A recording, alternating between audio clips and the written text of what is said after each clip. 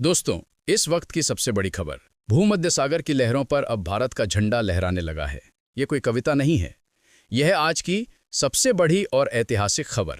एक ऐसी खबर जिसने दुनिया के हर कोने में भूचाल ला दिया है। तुर्की और नाटो ने मिलकर भारत के खिलाफ जो साजिश रची थी, वो अब उन्हीं के गले का फंदा बन चुकी है। उनकी हर चाल उल्टी पड़ गई है और इस वक्त भूमध्य सागर में जो दृश्य दिखाई दे रहा है, वो सदियों तक याद रखा जाएगा। तुर्की की चालों में फंसकर नाटो ने सोचा था कि वो भारत को समुद्र में घेर लेगा। उन्होंने एक ऐसी घेराबंदी की योजना बनाई थी जिसका मानना था कि भारत के पास कोई तोड़ नहीं होगा। लेकिन उन्हें क्या पता था कि भारत वही देश है जो दुश्मन की हर चाल को मात देना जानता है, जो हर समस्या में एक नया अवसर ढूंढ लेता है। तुर्की के बहकावे में आकर जब नाटो ने भारत के युद्धपोतों की भूमध्य सागर में घेराबंदी की तो उन्हें लगा कि भारत झुकेगा। उन्हें लगा कि दबाव काम आएगा और भारत अपने जहाज वापस बुला लेगा। मगर इतिहास गवाह है, भारत कभी झुकता नहीं। वो तब तक लड़ता है जब तक दुश्मन घुटने न टेक दे। ये नया भारत है, ये डरता नहीं, ये डराता है।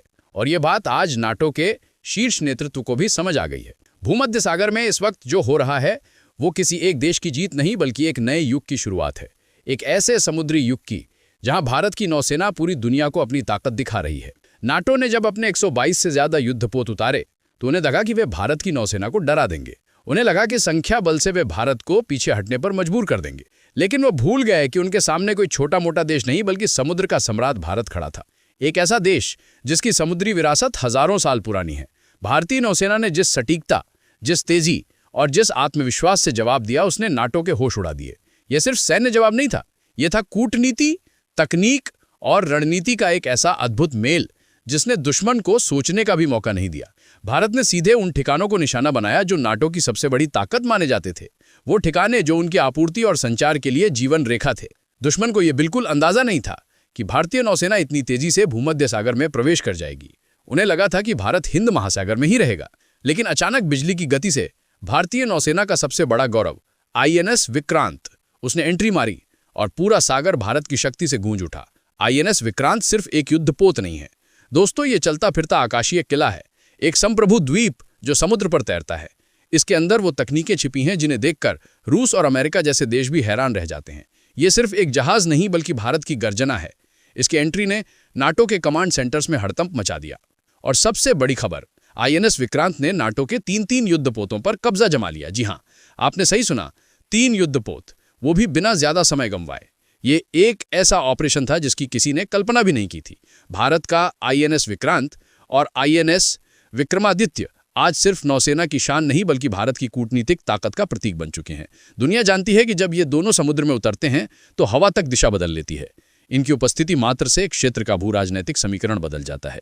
ये सिर्फ पानी में तैरने वाले जहाज नहीं, बल्कि उड़ने वाले योद्धा हैं जो एक साथ ब्रह्मोस मिसाइलें दाग सकते हैं, कई लक्ष्यों को एक झटके में खत्म कर सकते हैं।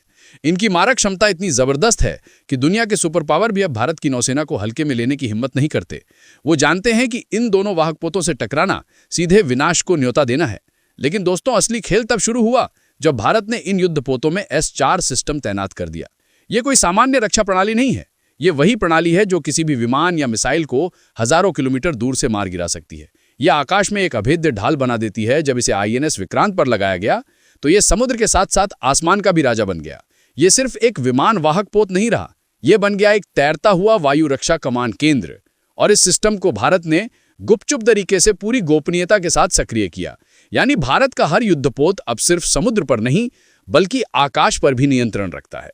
उनकी सुरक्षा इतनी मजबूत हो गई है कि दुश्मन का एक परिंदा भी उनकी। यही वजह है कि नाटो अब डर गया है, उनकी आंखें फटी रह गई हैं। भूमध्य सागर में भारत की ये चाल इतनी जबरदस्त थी कि तुर्की पूरी तरफ फंस गया। वो जिसके बहकावे में आकर नाटो ने ये कदम उठाया था, आज वही सबसे बड़ी मुसीबत में है। भारत ने तुर्की के उन बेसों को निशाना बनाया जहां से वो भारत के जहाजों पर नजर रखता था। वो ठिकाने जो उसकी जासूसी और निगरानी का केंद्र थे, भारत ने उन सभी ठिकानों को तबाह कर दिया जिन्हें नाटो अपनी स्ट्रैटेजिक पोजीशन मानता था। वो स्थान जो उनकी ताकत का प्रतीक थे। और इस बार भारत ने सिर्फ मिसाइलों से नहीं, सिर्फ गोलाबारी से नहीं, बल्कि दिमाग से वार किया। भारत ने नोटो के कम्युनिकेशन सिस्टम को जाम कर दिया, मतलब उनके जहाज आपस में बात तक नहीं कर पा रहे, वो एक दूसरे से संपर्क साधने में असमर्थ हो गए। तुर्की के ड्रोन सिस्टम पूरी तरह ठप हो चुके हैं। यह एक अभूतपूर्व साइबर हमला था। भारत की साइबर वॉरफेयर टीम ने ऐसा जाल बिछाया कि तुर्की का पूरा ड्रोन नेटवर्क बैठ गया। एक भी ड्रोन हवा में काम नहीं कर पा रहा। अब उनके जहाज समुद्र में तैर तो रहे हैं, लेकिन बिना आंखों के, बिना कानों के वो अंधे और बहरे हो चुके हैं। उन्हें पता ही नहीं कि अगला कदम क्या होगा। इधर नाटो के देश अब आपस में ही भिड़ने लगे हैं। ये तनाव और बढ़ रहा है। कई नाटो सदस्य देश तुर्की से नाराज हैं। वे कह रहे हैं कि तुर्की की वजह से नाटो की छवि मिट्टी में मिल गई। उनकी विश्वसनीयता पर सवाल खड़े हो गए हैं। तुर्की के नेता अब अपने ही सहयोगियों से सवालों के घेरे में हैं। उन्हें सफाई देनी पड़ रही है कि उन्होंने ऐसा क्यों किया। और जब भारत ने इस पूरे मामले को संयुक्त राष्ट्र में उठाया तो तुर्की शर्म से सिर झुका रह पाया। भारत के विदेश मंत्री एस जयशंकर ने जब यूएन में पूरी पोल खोली तो नाटो देशों के प्रतिनिधि तक खिसकने लगे। उन्हें जवाब देते नहीं बन रहा था। तुर्की के डेलीगेट तो यूएन से बाहर ही निकल गए। यह उनकी हार थी, एक कूटनीतिक हार। पूरी दुनिया ने देखा कि भारत ने कैसे शब्दों से वार किया और तुर्की की चालों को सबके सामने बेनकाब कर दिया। भारत ने साफ कहा, हम शांति चाहते हैं, लेकिन कोई हमें कमजोर समझने की भूल न करे। भारत के इन शब्दों ने पूरी दुनिया को हिला दिया। एक साफ संदेश गया कि भारत अपने सम्मान की रक्षा करना जानता है। अब स्थिति यह है कि नाटो खुद पीछे हटने पर मजबूर हो चुका है। उन्हें समझ आ गया है कि भारत से टकराना उनके लिए कितना महंगा पड़ रहा है। 18 से ज्यादा नाटो देशों ने इस ऑपरेशन से दूरी बना ली है। उन्होंने तुर्की का साथ छोड़ दिया है और अब तुर्की अकेला पड़ गया है। उसे कोई समर्थन नहीं मिल रहा। लेकिन दोस्तों, बात यहीं खत्म नहीं होती। अब नाटो एक नई चाल चलने की तैयारी कर रहा है। उसे लगता है कि भारत को भूमध्य सागर में रोकने के लिए लाल सागर और जिब्राल्टर के रास्तों को ब्लॉक कर देना चाहिए। यह उनकी आखिरी उम्मीद है। अगर ऐसा होता है तो भारत के जहाजों की आवाजाही पर असर पड़ेगा। यह एक बड़ी चुनौती होगी। लेकिन शायद नाटो ये भूल गया है कि भारत ने पहले ही उन रास्तों पर अपने जहाज तैनात कर दिए हैं। भारत हर चाल का तोड़ पहले ही तैयार रखता है। आईएएस विक्रमादित्य अभी भूमध्य सागर में नहीं पहुंचा है, लेकिन जैसे ही उसकी एंट्री होगी नाटो के पास भागने की कोई जगह नहीं बचेगी। उसकी उपस्थिति मात्र से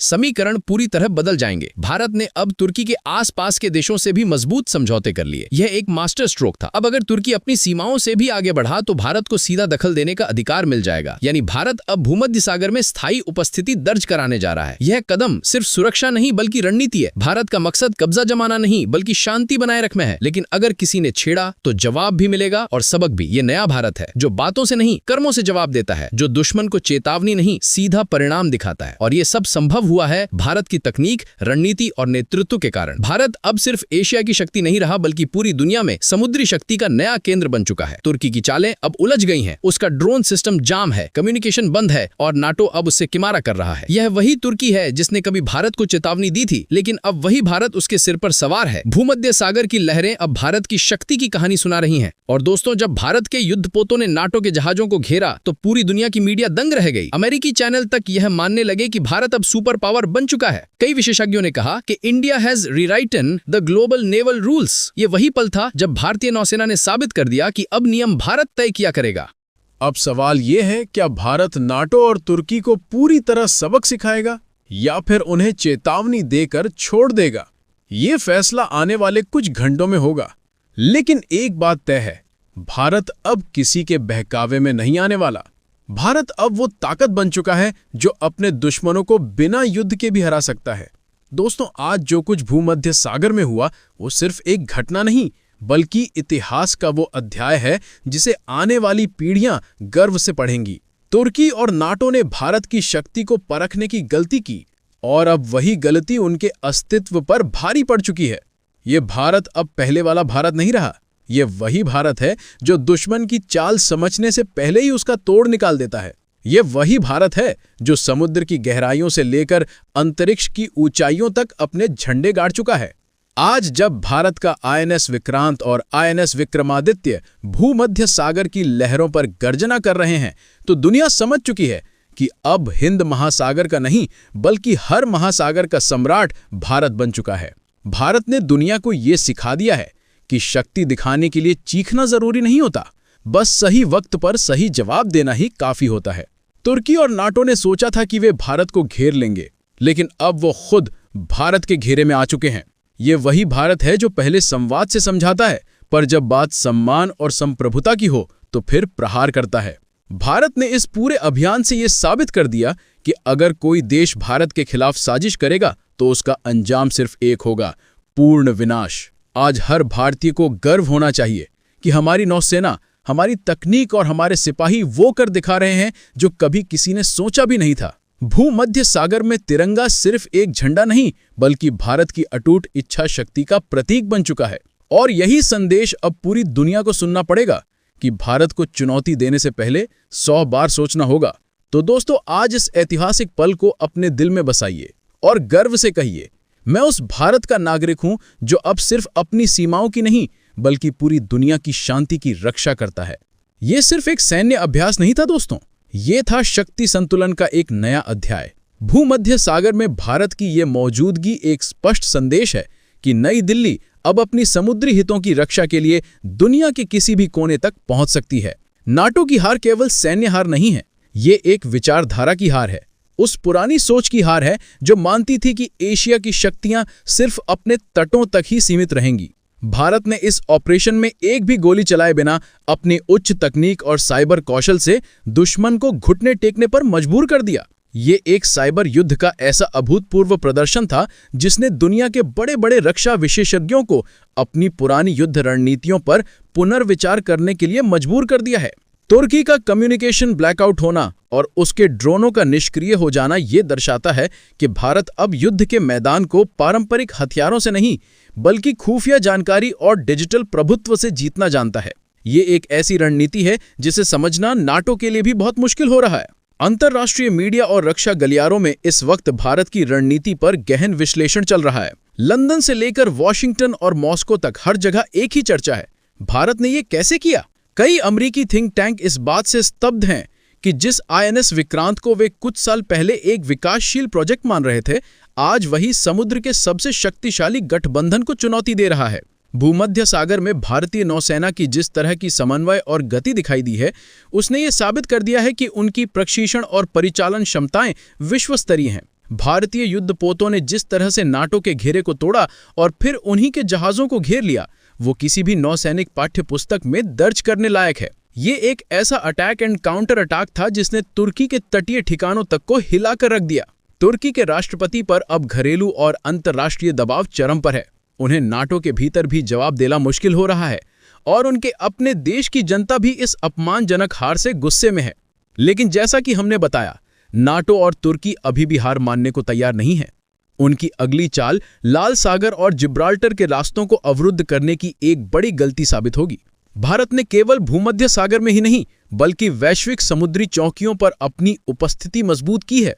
INS विक्रमादित्य की एंट्री केवल भूमध्य सागर के लिए नहीं, बल्कि पूरे अटलांटिक और उससे जुड़े रास्तों के लिए एक गेम चेंज। ये तय है कि विक्रमादित्य के आने से पहले ही नाटो को पीछे हटने का फैसला करना होगा। भारत का अगला कदम तुर्की पर कूटनीतिक दबाव बढ़ाना है। संयुक्त राष्ट्र में तुर्की को बेनकाब करने के बाद भारत अब उन अंतर्राष्ट्रीय मंचों का उपयोग कर रहा है जहां तुर्की की आर्थिक और व्यापारिक हित दांव पर लगे हैं। ये एक बहुआयामी रणनीति है जहां सैन्य ताकत को कूटनीतिक और आर्थिक शक्ति से जोड़ा गया है। भारत की ये चाल तुर्की को उसकी सबसे कमजोर नस यानी अर्थव्यवस्था पर चोट पहुंचाएगी और उसे बिना किसी युद्ध के झुकने पर मजबूर कर देगी। ये एक स्पष्ट संकेत है कि अब भारत केवल अपनी रक्षात्मक नीतियों पर नहीं चलता, बल्कि आक्रामक और दृढ़ नीतियों को अपनाता है। भारत ने पूरी दुनिया को दिखा दिया है कि वो एक जिम्मेदार शक्ति है, लेकिन अगर कोई उसकी संप्रभुता को चुनौती देता है तो वो उसका जवाब देने से हिचकेगा नहीं। भूमध्य सागर में जो हो रहा है वो सिर्फ दो शक्तियों का टकराव नहीं, बल्कि दो दृष्टिकोणों का टकराव है। एक तरफ तुर्की और नाटो का पुराना प्रभुत्ववादी दृष्टिकोण है